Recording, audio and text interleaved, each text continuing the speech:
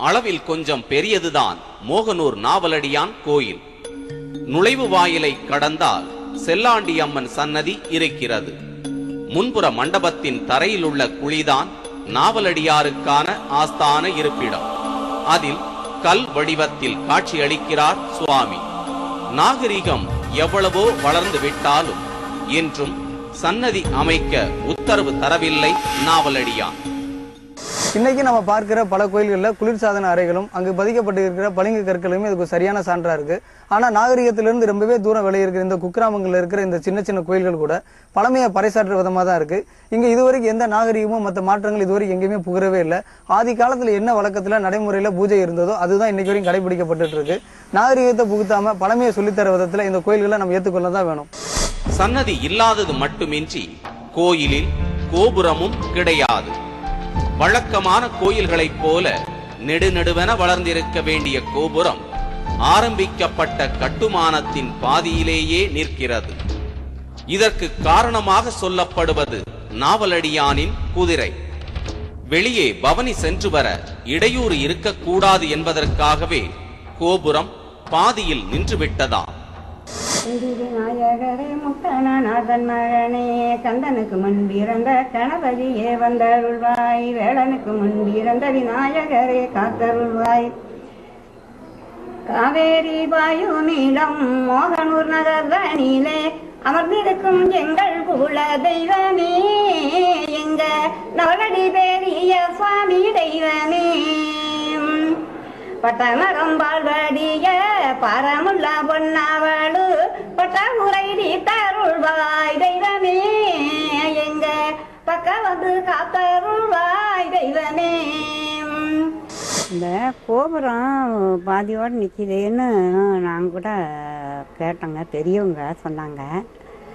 என்னன்னு சொன்னாங்கன்னா, நம்ம குதிரை வேட்டைக்கு போகையில் அது போக வர்றதுக்கு சௌகரியமாக இருக்கும், தடங்கள் இல்லாமல் இருக்கும்னு சொல்லி தான் அதை நிறுத்திட்டாங்க.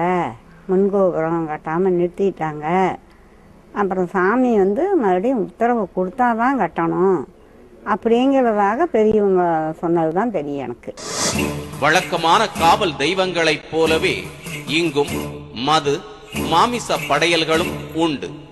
இதுவே சாமிக்கு உகந்த பிரசாதம். பிரதான சன்னதி தவிர குதிரை வாகனத்தில் இருக்கும் இந்த நாவலடியானும் விசேஷமானவர். பயம் தெளிய, மனம் தொடர்பான பிரச்சனைகள் தீர இவரது சன்னதியில் தெளிக்கப்படும் தீர்த்தத்தை விசேஷமானது என்கின்றனர். கோயில் வளாகத்தில் நாம் காணும் மற்றொரு அதிசயம் பக்தர்களின் புகைப்படங்கள். நோயால் பாதிக்கப்பட்டோர் குணமடைய அவர்களது படத்தை நாவல் மரத்தடியில் வைத்து வணங்குகின்றனர். பாதிக்கப்பட்டோரின் ஸ்கேன், எக்ஸ்ரே ரிப்போர்ட்டுகளை வைத்து வணங்கும் வழக்கமும் இருக்கிறது. எப்போதும் நாவலடி கருப்பண்ணசாமியின் கண்காணிப்பில் இருக்கும் அவர்கள் குணமடைந்து வீடு திரும்பி விடுவர் என்பதும் ஒரு நம்பிக்கை. சாமி வழிபடுற வர பக்தர்கள் அல்லாம வேற உடல்நிலை குறைவா உள்ள பக்தர்கள் இந்த கோயிலுக்கு சாமியை வேண்டி அந்த போட்டோவை அவர் இடத்துல, சாமி சிலை இருக்கிற இடத்துல போட்டோவை வச்சு வழிபட்டுட்டு போனால் எந்த நோயாக இருந்தாலும் அவரே நேரடியாக அந்த பக்தர்களுடைய குறை நீக்கி நோய் நொடியெல்லாம் நீக்கி அவர்களை குணப்படுத்துறதா ஐதீகம் இருக்குது. அதுபடி நடந்துருக்குதுங்க. ஃபோட்டோ மட்டும் இல்லாமல் பொம்மைகளும் வைக்கிறாங்க. ஃபோட்டோ ஸ்கேன் பண்ண எக்ஸ்ரே ரிப்போர்ட்டு எதுவாக இருந்தாலும் அந்த நோய்க்குறி அறிகுறிகளை கொண்டாந்து ஆண்டவன் சந்நிதியில் வச்சுட்டு போகிறாங்க. அவரும் அதையே தொட்டு அவங்களுக்கு அந்த நோய்களினுடைய அறிகுறி இல்லாமல் குணமாக்கி நலமுடன் இருக்க உதவி செய்கிறார். முக்கியமான காரியங்கள் பூராமே நான் வேண்டுதலை வச்சு செய்வோம். செய்யல அந்த காரியங்கள் பூரா நல்ல முறையாக சக்ஸஸ் ஆகிடுது. எங்கள் காரியங்கள் நிறைவேறிட்டாங்க. ஆடு ஆடும் கொடுப்போம், சாவலும் கொடுப்போம். சாமிக்குள்ள சுருட்டிலேருந்து மது பாட்டில் வச்சு சிறப்பான ஒரு படையல் போட்டு நல்ல முறையாக சாமியை கும்பிட்டு நாங்கள் நல்ல முறையாக போய்கிட்டு இருக்கோம். 20 வருஷமாக வந்துக்கிட்டு இருக்கோம். அதனால் நல்ல சிறப்பான ஒரு வாழ்வில் பின்தங்கி இருந்த நிலையில் இருந்த நாங்கள் இன்றைக்கி நல்ல ஒரு முன்னேற்றத்திலையும் இந்த சாமியாலையும் ரொம்ப ஒரு பேரும்புகளோட நல்ல முறையாக வாழ்கிறோம். நாவலடியான் இருப்பதால் திருட்டும் அவ்வளவாக நடப்பதில்லை. இரவு நேரத்தில் குதிரையில் சாமி வேட்டைக்கு செல்வார். அந்த நேரத்தில் கெட்ட செயலுக்கு சென்றால் தண்டனைக்கு ஆளாக நேரிடும் என்ற நம்பிக்கையே காரணம் இதற்கு. காவல் தெய்வமான நவலடி கருப்பணசாமி இந்த மோகனூரில் இருந்து கொண்டு இந்த ஊர் மக்களை, இந்த ஊரினுடைய சுற்றுப்புற மக்களையும் காத்து வருகின்றார். அதற்காகத்தான் இவருடைய சன்னதியில் 2 குதிரை வாகனங்கள் அவருடைய சன்னதிக்கு முன்னால் வடிவமைக்கப்பட்டு இருக்கின்றது. இரவு நேரங்களில் இவர் இந்த ஊரை காப்பதற்காக அந்த குதிரையில் செல்வதாக நமது முன்னோர்கள் வழியாக செவி வழி செய்தியாக நான் கேட்டு அறிந்திருக்கின்றேன்.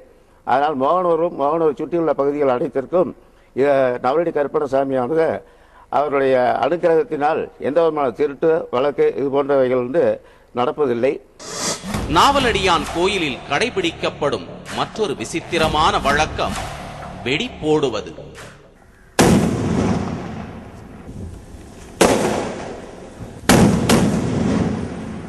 கேரளாவில் வெடி வைத்து வணங்குவதற்கென்று திருவிழாக்களே நடத்தப்படுவது உண்டு.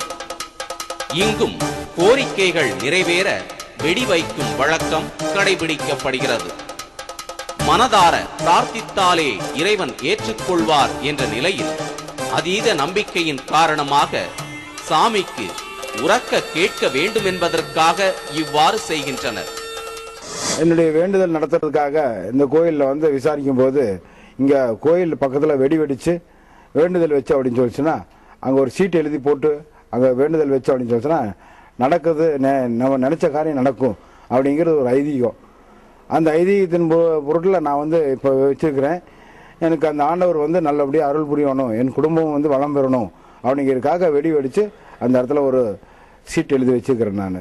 மேலும் நம்ம வெடிக்கிற வெடி சத்தம் நமக்கு எப்படி கேட்குதோ அதே போல் அவருக்கும் கேட்கும். அந்த கேட்கறதுனால தான் நம்ம குறைகள் அவர் தீர்த்து வைக்குவார். ஒவ்வொரு கோயிலுக்கும் ஒவ்வொரு வித வழிபாட்டு முறை உண்டு. மோகனூர் நாவலடியான் கோயிலும் இந்த பட்டியலில் இணைகிறது. விண்வெளியிலேயே தங்கி ஆராயும் காலத்திலும் கூட சாமிக்கு மனு போடுவதும் மருத்துவ அறிக்கைகளையும் புகைப்படங்களையும் சாமியிடம் வைத்து வழிபடுவதும் எத்தனை காலம் நாம் பின்தங்கி இருக்கிறோம் என்பதைத்தான் வெளிப்படுத்துகிறது.